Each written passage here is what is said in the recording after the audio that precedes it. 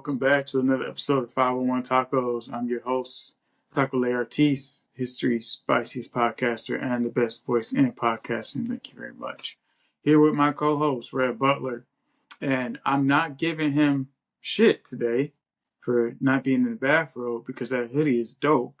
And he and I were just chatting about it, and I wanted to give him some space to open up about that particular hoodie. So if you can go ahead and show that off and let the audience know, what you were just filling me in on that, because I made a note to order that after this episode.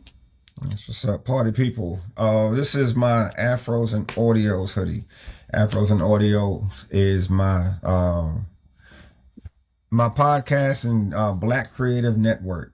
And it's important that I say Black creatives, especially in this time where people are divided with so many things, but we need our space. We need our space to be us, to develop and do our thing. So I've been rocking with Afros and Audio since 2019. Instagram was where we met. They were looking for speakers for their first podcast festival, and I was selected to go, and I've been rocking with them ever since. I've done four podcast festivals. We had some virtual. We have had some in person. They've moved around. The first one was in Brooklyn. Brooklyn, then the pandemic hit, so we did two back-to-back online. Then they were in Philly for a year. They were in Baltimore. So they're moving around and doing their thing. Afros and Audios is a dope space for creatives, but especially creatives of color. Because you can get swallowed up in this whole podcast space, but Afros and Audios has carved out a space for us so that we can come in and build community and do great things. And it's paid off, man. I can't talk about it enough.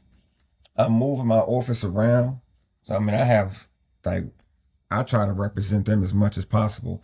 I'm looking for a picture that we painted at we had a paint and sip as our meet and greet. Got the hoodie on my head. It's a little chilly in here, but I value the time and the things that I get from Afros and Audio. So super dope. But rock one. Let the world know we exist, because we are doing great things in podcasting, as evident by the spiciest voice in podcasting. We need to hook up and link good individuals. With good individuals, so great things can happen. Yeah, well, I appreciate that. And thanks for the context. I just realized 2019 was actually the year we met. After the school year. Like the school year ended the next week, I was in New York. That's what's up. Yeah, I remember when you were talking about Black creators, because, like we like to say, not everything is race, or it has to be about race, but everything is about race in America. Yeah. But giving space to us Black creators is important. And the phrase, I think it was Reader, you told me, is don't tell me how to art.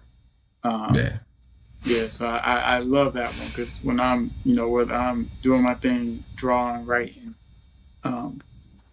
painting, singing or whatever, singing in the shower, my thing is just don't tell me how to art, because I'm being me and expressing myself. So I really appreciate that context. I'm definitely going to have to connect with them to at least get a hoodie or some type of merch to rep, when I do future episodes. They're definitely out there. We next year we need to get you. We're trying to do a scholarship this year, because I can't go because of work. I'll be in the podcast festival's on the weekend, but I'm traveling to Texas to speak during the week, so I can't be in Baltimore. So we're trying to get somebody, a local podcaster to go, but things didn't fall into place. So next year, next podcast festival, or actually they do things throughout the year, so I'll make sure you're connected you can get some opportunities to connect, because they're dope. It's a dope group of people. Yeah, I appreciate that, man. It's kind of ironic, and before we even get into the sports piece, it was something I have been thinking about, is that I'm a futurist. So we mentioned Clifton Strengths in previous episodes last season. Futuristic is my number 2.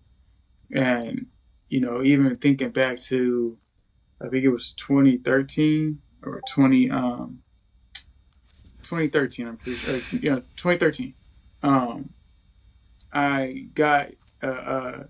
invited to go to like study at a radio station, so take classes to be a host on the radio. And the woman who, I'm gonna be all the way transparent, I was working at McDonald's at the time, and I was the person that you takes your order or whatever. And this lady pulled up to the window, gave me her card, said, "You have a great voice for radio. Come to my school or whatever." And for me, I was excited because I'm like, all right, bet this is a new opportunity for me. I had never even thought about this.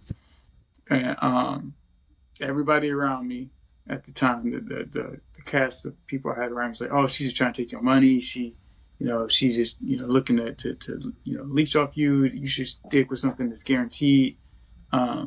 And in my mind, I probably said this too much time too. I can't say for sure. I said, "I work at McDonald's.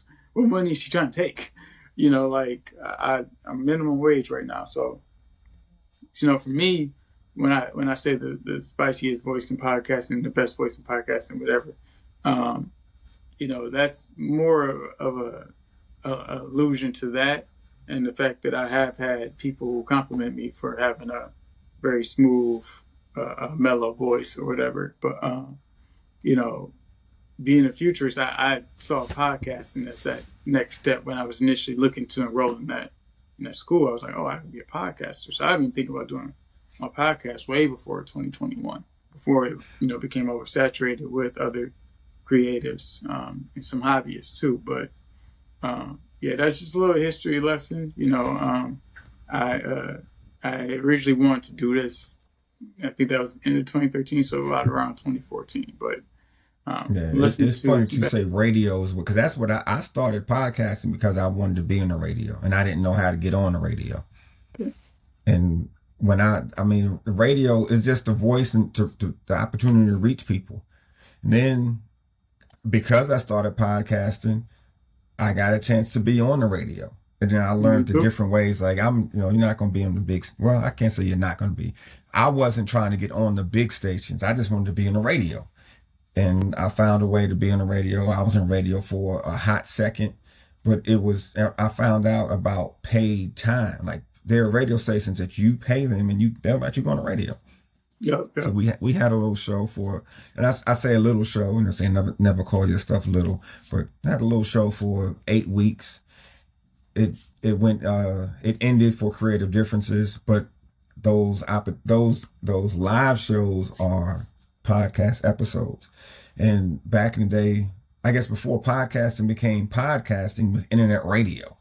Yeah. And I wanted an internet radio show. And it's just the evolution of how things come together. And you talk about being a futurist, you putting things out into the future. I was scrolling this morning and I said, opportunities aren't given, they're created. There's something to that effect, but you put things in motion and they come back. So, I don't know how many podcast episodes I lost track. I know it's over 7. Statistically 7 is when most podcasters stop. So I have more than 7 episodes on various platforms, but the radio and just that reach and the desire to reach people is where I started as well. So keep it going. That's what we're here for, right? Yeah, I appreciate that. It's it's a different world we live in, and I ended up also being on the radio for a brief time with Wider FM while I was on the west side of the state with my alma mater, and I connected with one of my old supervisors, Glenn Dillon. Shout out Glenn Dillon. He is probably one of the, if not the best supervisor I've ever had in my life. Glenn gives it to you straight. But Glenn is always working to advance the next generation. He was recently honored a year or two ago with an award. I can't think of the exact title, but I'll look it up. I had to connect with Glenn.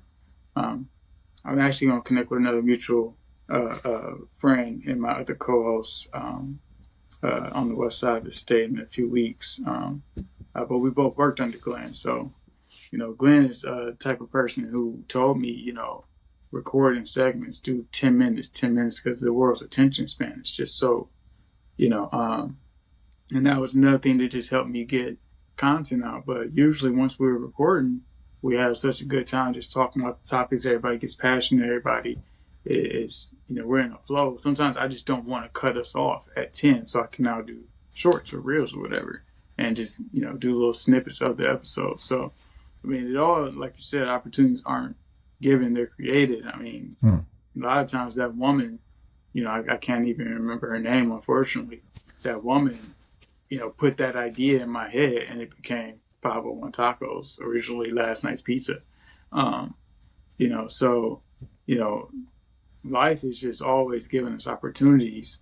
And I'm going to kind of segue into the sports now because I'm thinking London fans are getting gypped because the New York Jets are playing in London this week. And slow down. They getting a treat. Jets fans are getting gypped. Look, London is getting a treat. We bringing that New York flavor. Oh, is that what it is? Because the Jets are 0-5. New York, they're New York though. It doesn't matter what their record is. New York is coming to your town. That's why they're in London. That's why they're in London. London needs a little bit of flavor. You ever been to London? You ever had English food? They you getting some of that New York spice. There's no such thing as seasoning. Like we talk about the spiciest podcast, so they have absolutely no type of spice at all in that English dishes. New York.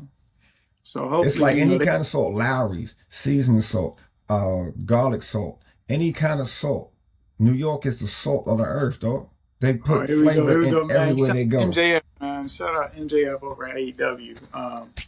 But it's gonna be Denver and the Jets. And now that I got my little jab at the Jets out, talk to me about what can we expect?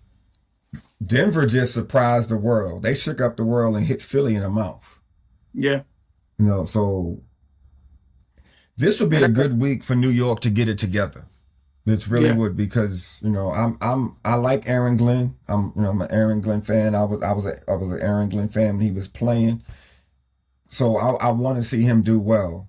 I'm a Jets fan, so I want to see them do well. But this would definitely be the week to get some things clicking, because Denver is hot right now because they just knocked off the reigning Super Bowl champ, one of the last undefeated teams. They got all that hype around them. So if the Jets can pull this one out, then that'll be the boost that they need. But they're playing well, they just can't finish.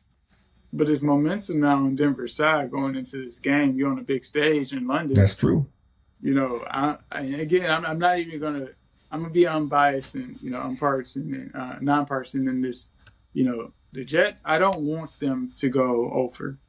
I'm just gonna be real. Like I don't care. It's not gonna happen. This is the NFL. That's a rare thing. Yeah, I don't care for this distinction to stay in Detroit.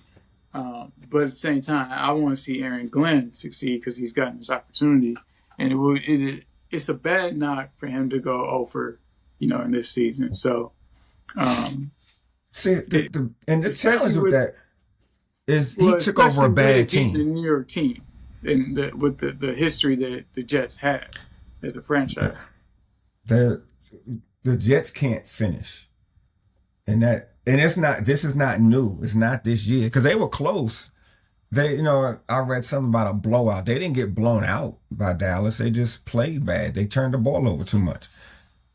Back when they were in the AFC Championship, they just can't finish. They can get there.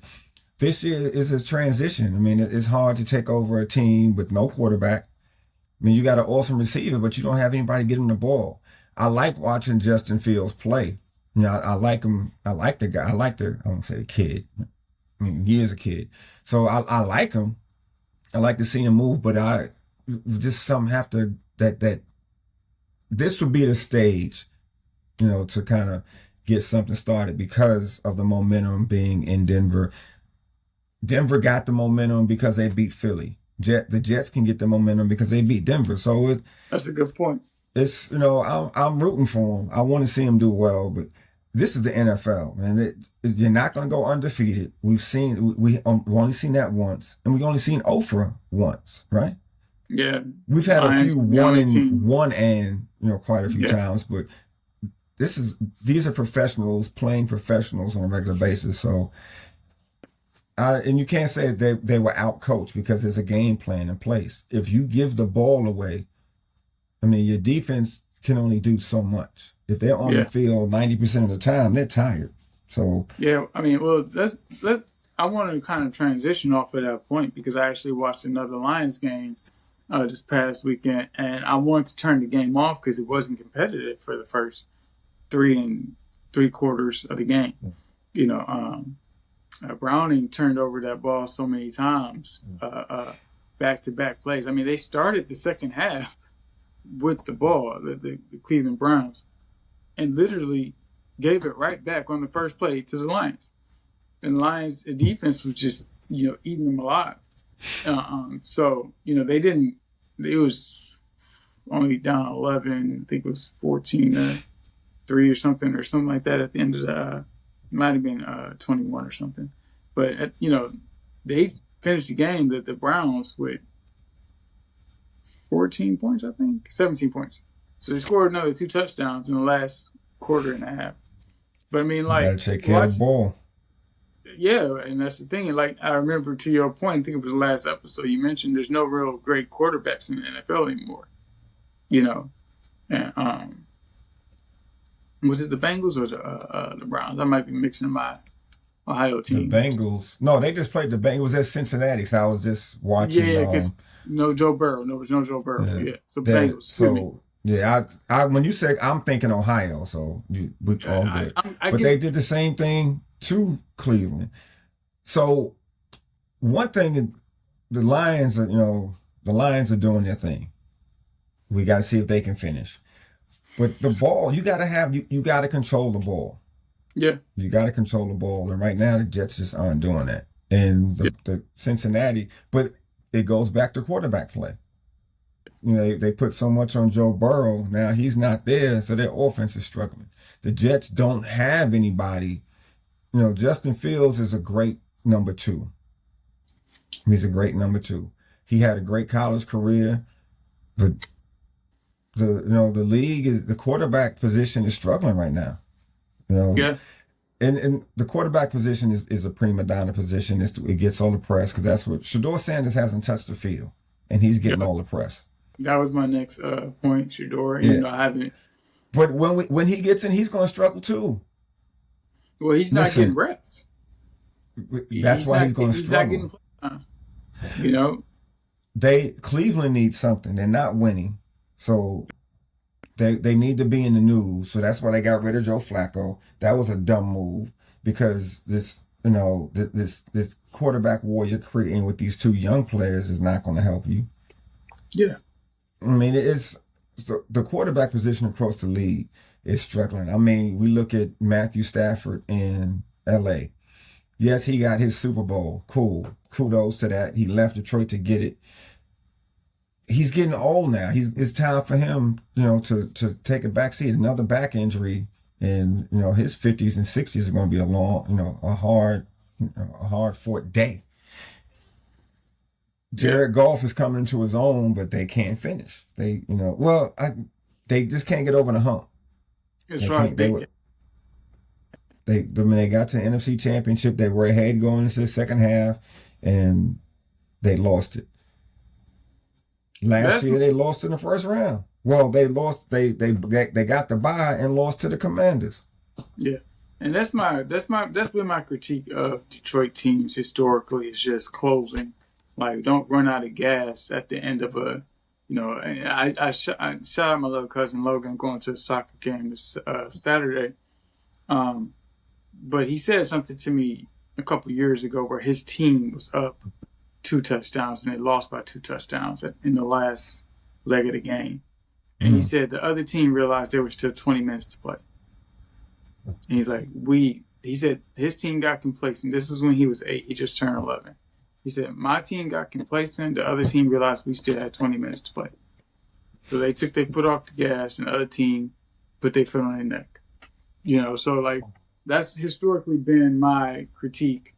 And I've been guilty of it myself in different facets of my life, but I'm typically the type of person I like to put my foot on the neck, and I'm hyper competitive, and I like to just dominate and absolutely leave no questions for, oh, the refs, this and the other. So like now we're not in that realm anymore because the culture of Detroit has changed. And we're closing games and we're playing and executing. It's just those big games for the Lions have got to, they got to switch it to that next gear. You know what I'm saying? Especially if you want to get to that first Super Bowl. I think we're the only team now that hasn't been to the Super Bowl, right? No, there's quite a few. Cleveland, or was it The Cleveland? Jaguars never been. You may be the oldest team not to go to the Super Bowl. Probably the oldest then, but yeah. Because I think you're one of the original NFL teams. But the Super Bowl's been dominated by the same teams over and over again. You know, I was like, we just is. I would say you can say a lot of different ways. Either the defenses are getting smarter and you're being able to control quarterbacks, Josh Wilson, Lamar Jackson, Jalen Hurts. Surprisingly struggling. Well, injuries are a thing too. So Lamar was out with the calf injury. Josh Wilson's been pretty resilient. He doesn't have a whole lot of injuries. But across the board, injuries, health is wealth. That's it. The best ability is availability. So that's what a quarterback thing is. And Jared Goff has been pretty consistent as well. So the quarterback play is tough. It's tough. And I mean, we're just going to have to see if they can put as they say, all three facets together, get it done on offense, get it done on defense and special teams. And I think that's go back to the Jets in London. That's what it's going to take. They need to click in all three realms of the game this weekend to get that, to get that momentum and victory. Yeah. But health across the board, man. I'm a huge advocate of health, and I'm not going to beat that horse into the ground today. But, to your point, the Jets aren't going to go to the Super Bowl this season. I'm just going to say that's very likely not going to happen. But getting a statement win, this Sunday could be a huge game changer for them just to get momentum back on their side by taking it from Denver.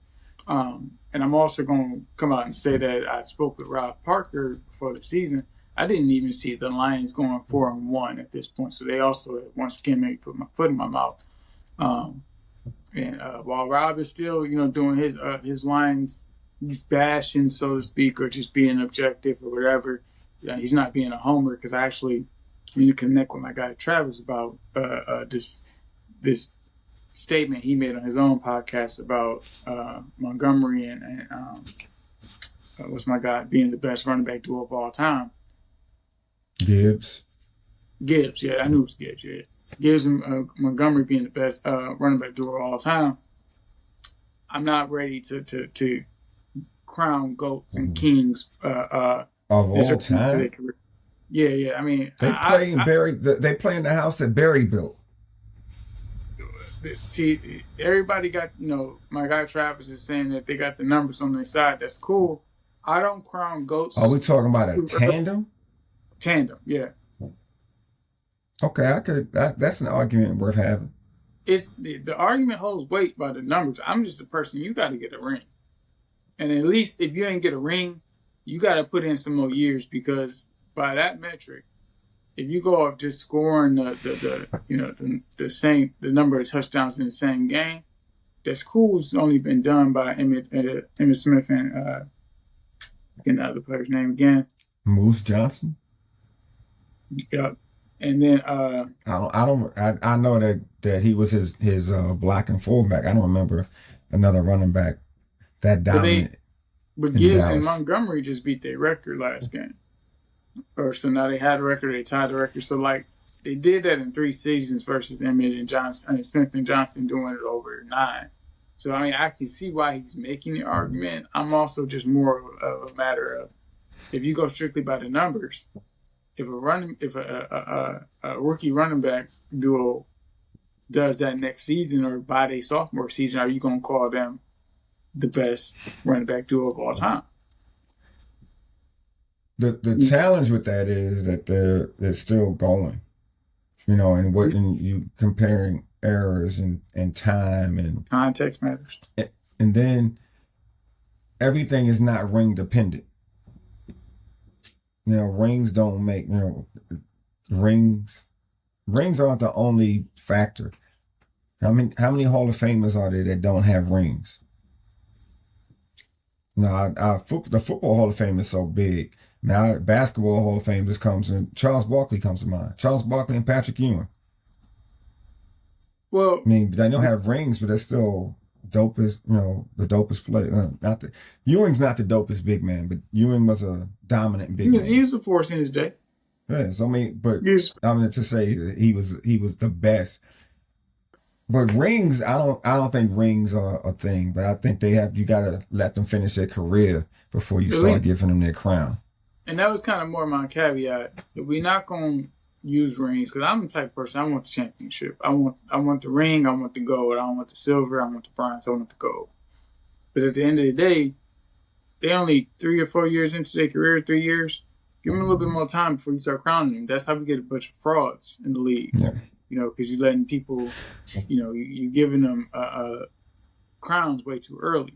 You know what I'm saying? Like in the average NFL career, at least peak is 1 to 2 years, maybe 3. You never know. Like we just mentioned, injuries. God forbid either these young men run into a career-altering injury anytime soon. But it's the game. It's high impact. It's a collision sport. You know what I'm saying? And especially for the running back core, your whole game is running. You're on the ground and taking off, and you got to juke and jive between the defense. Sometimes bulldoze the defense, push your way. So like, God forbid, these young men have a injury anytime soon. But I just don't believe in crowning greatest of all time. It's easy to say the greatest of all time based off of numbers and make You also got to remember, time is limited. No one's going back and looking at the 12-game season when Jim Brown was dominating. We lose OJ, as much as OJ's been villainized. OJ was all of that. Thurman Thomas, you got John Riggins. Christian McCaffrey is still in the league. You know what I'm saying? So stop, don't. He's just not as hot as he was because of injuries. But Montgomery just is coming back from injury. So it's, of all time, the greatest of this time. And that's how I phrase it too. And you can say they're the greatest of today, but all time is that's recency bias on, that they got in favor of their play, but you also mentioned, and I'm going to use this as a soft pivot or maybe a hard one. You mentioned rings in the NBA. The Pistons 1-0 in preseason right now. Cade is becoming almost a complete player. He's gotten better with efficiency, at least at the first preseason game. So we got to see if that holds true. And then you got the 1-0 Bucks, who just waived Damian Lillard. And, Greek Freak is still possibly looking for a trade. I think I've heard the Knicks are in talks, or at least they were trying. So at least that'd be very interesting to see. That'd be very interesting to see. Well, things might be looking up for your New York teams, at least on the NBA side. You get a piece like, Greek Freak. Where's he gonna fit? It depends on who you trade for him. Yeah, I don't think any place. You gonna get rid of Cat? That's what I was gonna say. They'd probably trade Cat. He'd take Cat's place, but I don't know. But you just built you got a roster. You got the Villanova trio. You got Cat, and what's my I can't remember my other young dude, big man. Brunson? No, not Brunson. No, Brunson. Brunson is part of the Villanova trio. You got Villanova, Josh Hart, DiVincenzo. No, it wasn't. I didn't mean Brunson. You said the other big guy, Robinson, right? Yeah, Robinson. And then you have what's the number 25, the young guard from he was in Bridges? Phoenix. Bridges. So they have a squad, and I mean they lost their coach, and that was a really stupid move on their part because that was a dumb move. They should not have fired Tibbs. And Coaches even though usually they don't use a lot of depth, that it'd be an interesting move. I mean, who are you gonna get rid of to put in Giannis? How is Giannis gonna fit in New York? I don't think there's enough ball to go around for that trade. I don't know. I don't think it happens. I actually think Milwaukee pulled out of that. Just even talks with that. But to your point, well, let me actually make a comment on Tibbs first. Coaches usually catch most of the flack, especially in the NBA. Coaches lose, players win. Yeah, so unless you are a Phil Jackson type, you're gonna catch the heat for the team's play. But as far as that squad in New York, the Knicks, I think they might have needed a coaching change just to bring a little more cohesion, just a fresh perspective. You put it that way. We're gonna see. I'm not saying Tibbs deserved it, but sometimes you might just need a change in perspective for somebody else to bring a different mentality, a different energy. 12 days. We're gonna see. Yeah, so I mean, they did big things in the East last year, and with Halliburton, out for the season, Indiana might not. Indiana very likely is not going to make any type of noise. It is the Knicks. It's the Knicks division. It's the Knicks conference to win because Tatum is out, Halliburton is out, Philly is inconsistent. The Heat, Jimmy wants out again. I love Jimmy Butler. I love him like he's my family. But though, everywhere can't be the problem. It start with you at some point. You know what I'm saying? So it's wide open for the Knicks. They just got to be smart and play well all season. And the good thing about the league right now is it's wide open. There's no dominant team. Golden State is getting old. The Lakers are old. Wemby is coming, but there's too many pieces missing in San Antonio. Well, that's not to say they're missing. They're just unproven right now. They're a young squad, so we'll see what they got coming. Dallas. I don't know. I really have to think about the West to see who can match up. So with saying that, this is the Knicks' time. I mean, it's a change in the guard, honestly. You mentioned the quarterback situation. A lot of the quarterbacks in the NFL need to retire, but we got some old statesmen in the NBA, and this is not a knock to LeBron, but I think he's in year 23 now. Still playing. And not to say like he's still a solid player. He's still LeBron James, not peak LeBron like in 2013, but he's still putting up, ridiculous 2013 numbers. 2013 was a career ago. Yeah, but he's still putting up a solid career ago. Yeah, but he's still putting up, respectable numbers. But it's time for changing the guard. Yeah. And, they say Tatum's the face of the league now. I don't know if he gets anywhere near enough press for me to consider him the face of the league or even the best player in the league.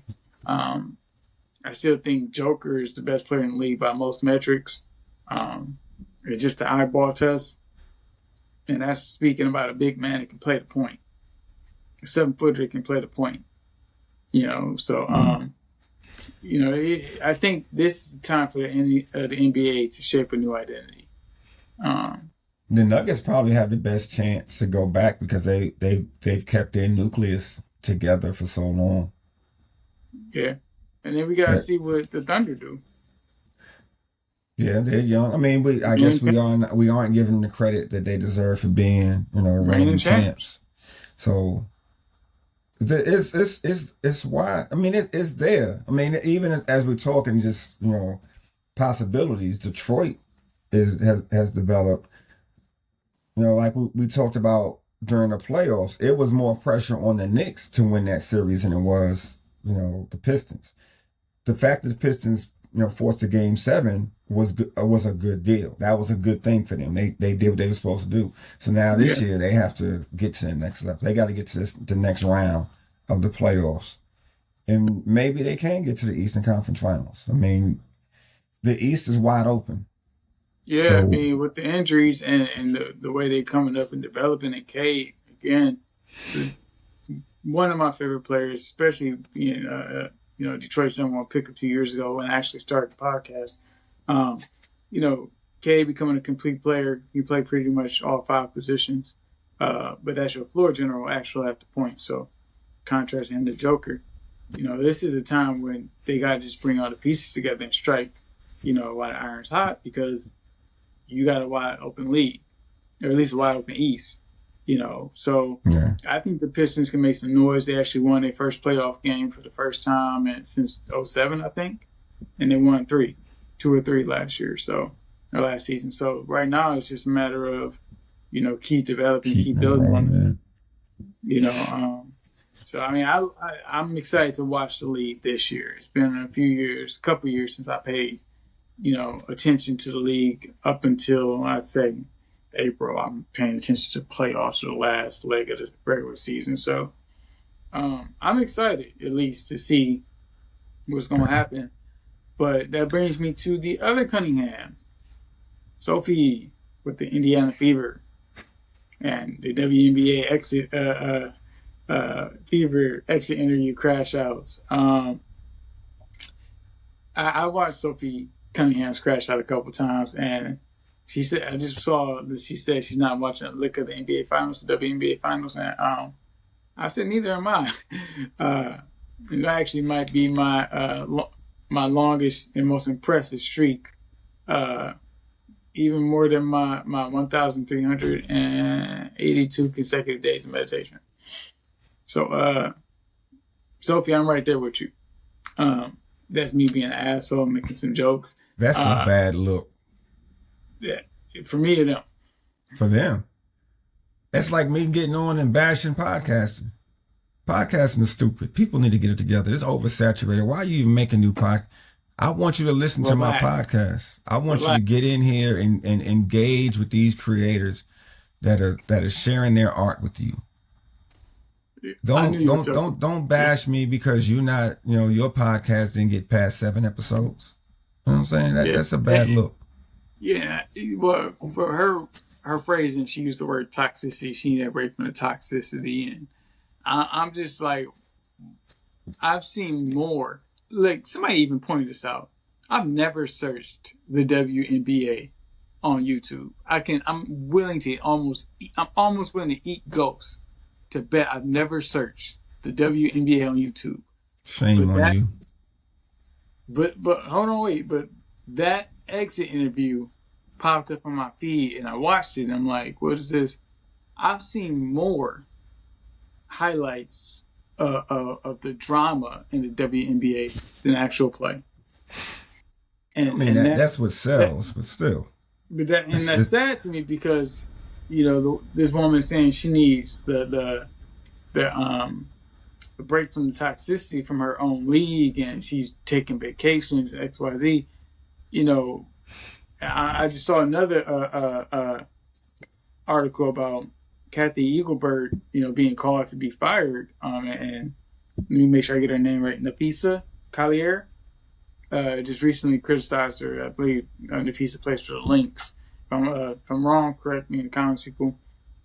But all of this going on, and I'm wondering, what's the deeper issue? Because I would rather see highlights from the WNBA on ESPN and, get enticed into watching the game that way versus the drama between who are the two number 1 and number 2 pick, and they just continue the college rivalry or whatever.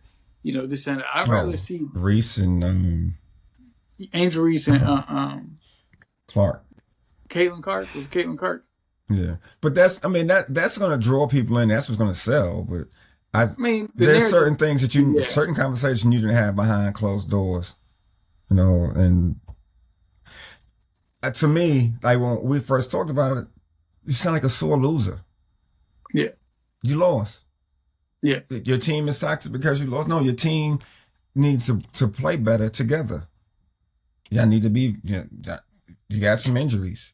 Y'all need to have better attitudes. Y'all need to follow more directions. Y'all need to stop with this entitlement stuff. So y'all need to just play. Just because you have Caitlin Clark, who was hurt, I don't know, and I can't say why people get injured, but they get injured, and it didn't work out for y'all. It got nothing to do. Well, it probably has something to do with toxicity, but y'all need to work that out behind closed doors. Stop airing out your personal business, and stop being a sore loser. Just go home. Go on vacation. Yeah, take that vacation. And don't take interviews if everything you're going to say is going to just paint more of the league in the next light. Because honestly, it's entertainment. Drama and entertainment and all that bullshit sells. But at the end of the day, it's not helping your case because it's not painting the league in a better light when you're saying that all the players want to kill each other.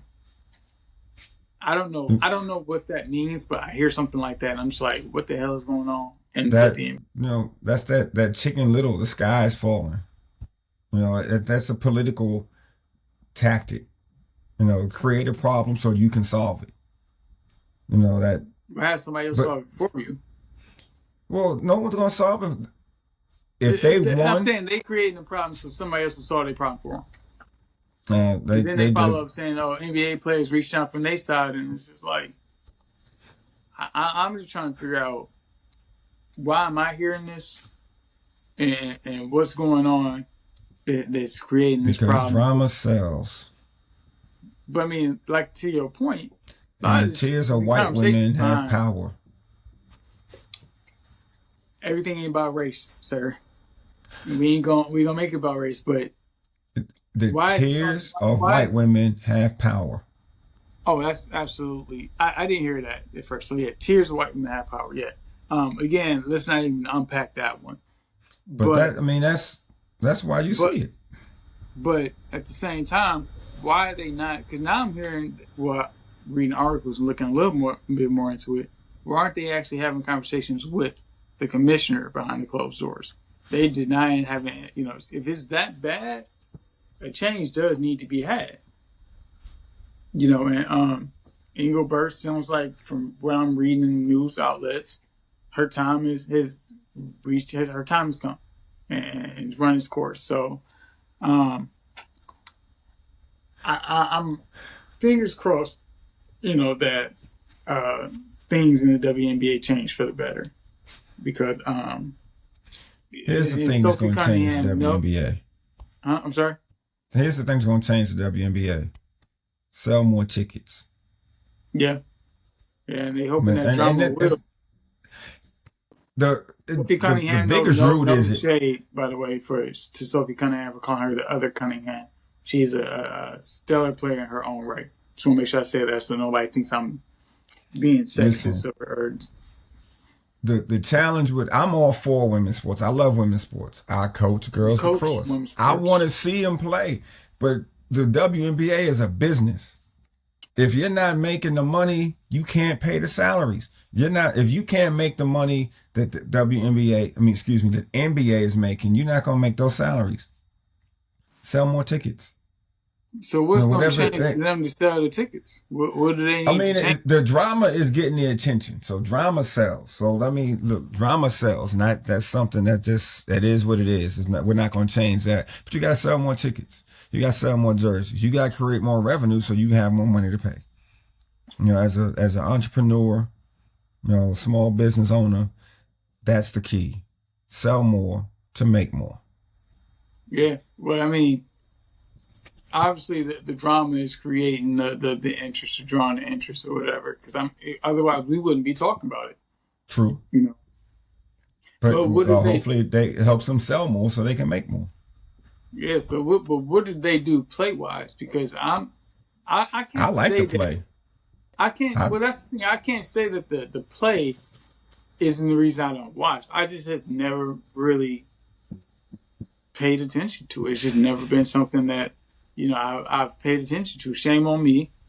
I've maybe watched one or two WNBA games in my life that I could think of. I even had one of my former partners and probably one of my better partners. she and I would watch the Lakers because we both diehard Lakers fans. So we would watch the Lakers and speaking of drama, Bad Girls Club. She wanted to watch some Bad Girls Club on the side, so we go between watching the Lakers and watching the Bad Girls Club. This is when I was 21 or something. We didn't watch the WNBA.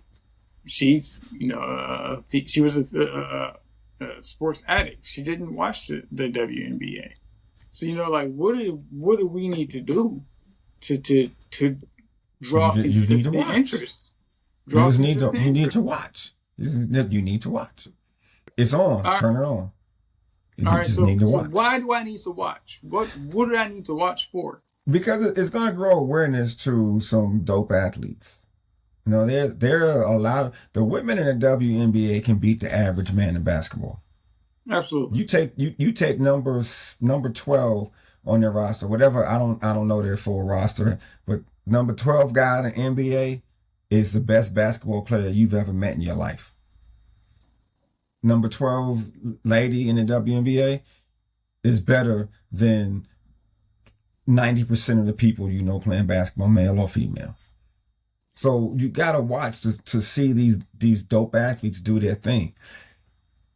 To grow the business, though, it's going to take a while. I mean, how long did it take for the NBA to get to this level? All things are not created equal. They just aren't. So you just have to go out there. And I think that NBA is doing a good job with incorporating WNBA into things to grow that awareness. But you got to watch so that the awareness grows and the support comes. Because it's people want to be seen. You know what I'm saying? As a lacrosse coach, I go to football games to see my cheerleaders, my players that are cheerleaders cheer. Okay, cool. The stands are packed. But when they go onto the lacrosse field, we can't fill a whole section. People are scattered because they want space. But you got to grow their awareness for every sport. And women's sports just needs more support. Yeah. And, I guess I should ask, besides watching, what do I need to do as a supporter and an ally to help raise awareness? Tell people about it. Go buy some merch and put it on and wear it. Watch the WNBA with me. We're gonna do some live reactions next season. We're gonna watch some games together. Call me out if I don't do it. Get out there. Man, it's a lot. I mean, it's not easy. Growing support, building things out, it's not easy. I mean, I can understand the argument from a lot of different places. Like women's soccer, like the salaries they were fighting for, women's soccer versus men's soccer, they had a very valid point. No one in America watches soccer. No one. So wherever the money is coming from for men to get paid more is coming, but women are winning more. Winners should get paid more. So, and the WNBA does have a champion, but their revenue just doesn't match the NBA. So we have to build it up through support. And I'm not saying don't watch it and they shouldn't get it, but you got to have it to be able to give it. So we got to get to the point where we have it. They started in 95, 96, something like that. Yeah, and it was the 90s, mid to late 90s. Yeah, so we're 30 years old. Yeah, so I mean they're half the age of the NBA. Yeah, give or take. I think the NBA the NBA just celebrated the 75th year all-time record or roster. So I think, and the WNBA is 30. Yeah, so they're still young. Like you said, and I don't know if you caught the quote. Life begins when you're 30. So now we aware. I tell people it starts at 40. So maybe I'm just close. But I can understand that. My dreams came true. My one of my ultimate dreams came true when I turned 30. My 30th birthday, I was doing it. So I get it. It takes time though. It takes time. Yeah. I mean, I'll be 36 in December, and I'm still living out some of my dreams, still coming true, even as we speak today. You got all kind of time. Keep it going. Yeah. Well, I mean, people, and we don't have to unpack this, so people don't understand when I tell them, like, I feel like my life started literally at 33. So, they still young, but I want to make sure that they got another 30 years that they can get to a WNBA 75, and I can do my part to support.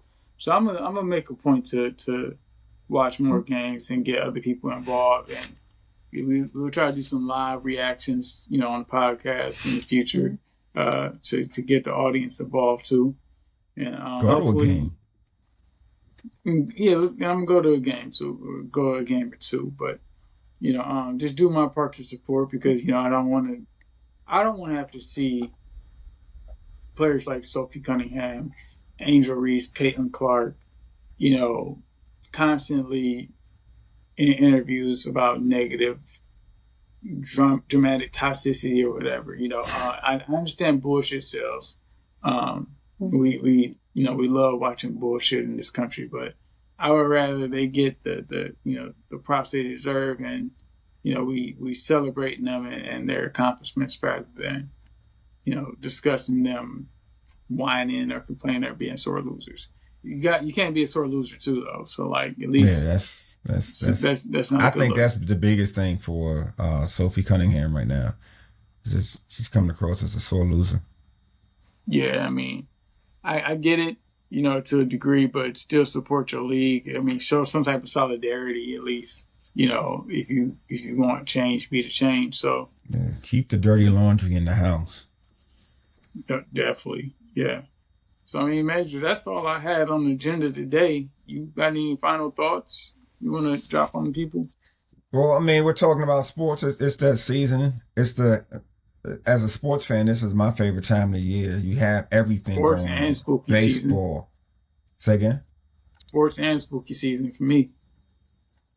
Halloween is just, okay, cool. But sports-wise, fall ball is going on for lacrosse. Football, you got high school football happening. It's just so many things that you can do. You can get outside, so have a good time. Apple orchards, that's a thing that I'm getting into now that I have more time on my hands. Mike began when he was 50. Listen, man, I'm telling you, I'm just I'm living my best life now because my children are grown. I can make some decisions and take some good risk in my life. Man, it's a good time. This is just sports season, good time, good time of year, but life is good right now. I'm not doing everything I want to do, but it all takes time. It takes time. Yeah. So, like I've been saying, if you can't give what you don't have, so build it so you can get it, so you can give it. Yeah. However that fits into your life, build it so you can give it.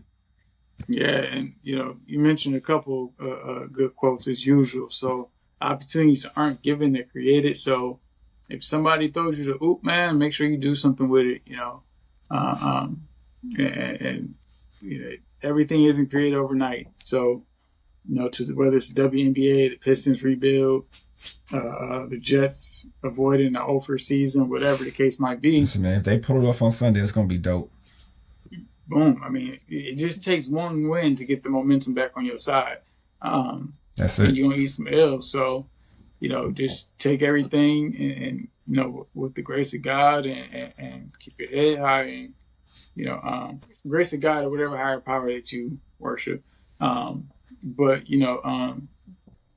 if there's an opportunity that's thrown your way or you see an opportunity, take it. Like, pounce on it. Do something with it. Yeah, so I mean that's just my final thoughts because I've been very fortunate, over the last few weeks. Let me put it that way. In the last couple months, so that's good to hear. Yeah, thank you. So, to everybody listening, before we go out though, make sure you check out Card Chats on Pizza Lax Leadership on TikTok, and my podcast is back. Find it on the Manifest One Empowerment Media Network, Spotify. Wherever you find your audio podcast, and on YouTube for the visuals. Yeah, I'm making a note to backlink those into the episode description. And Afros and Audio merch. Please join me in afrosandaudios.com.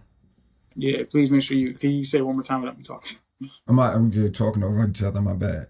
afrosandaudios.com. Bet. Yeah, make sure you join me in supporting them and doing and doing some good work and some great merch. And as usual, thank you for listen to us for an hour. Make sure you like, subscribe, share, and later, Space Cowboys. That's all I got from the best voice in podcasting. Tune in for next episode.